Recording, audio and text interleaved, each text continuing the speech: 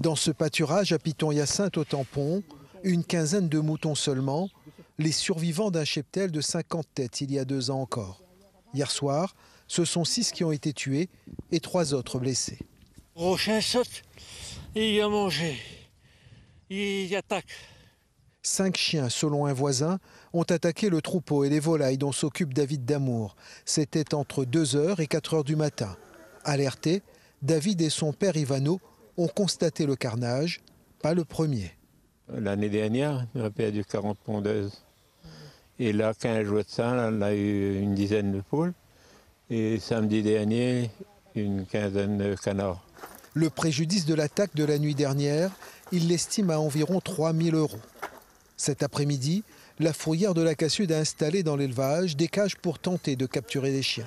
Et si c'est des chiens divagants, ça veut dire qu'ils ont un propriétaire. Et on va travailler en collaboration avec la police municipale justement pour, si on en attrape un, ou pour voir si d'abord il est identifié. Et s'il est identifié, de pouvoir le faire constater afin de verbaliser le propriétaire du chien. Ces actions ne convainquent pas cet éleveur venu aider David et Ivano Damour et mettre fin aux souffrances des bêtes agonisantes. C'est aujourd'hui le quotidien de l'élevage à La Réunion. Et les pouvoirs publics qui ne réagissent pas. Depuis 2018, on médiatise sur ce que vivent les éleveurs à La Réunion. Là, il faut l'euthanasier. S'il appelle un veto, on est à 300-400 € pour l'euthanasie. C'est la colère. Franchement, c'est un ras-le-bol. Un ras-le-bol de voir ça. Ivano Damour, 82 ans, se dit découragé, mais ne baissera pas les bras. Il fait ça, c'est pour mon garçon, il est handicapé. Et c'est pour lui.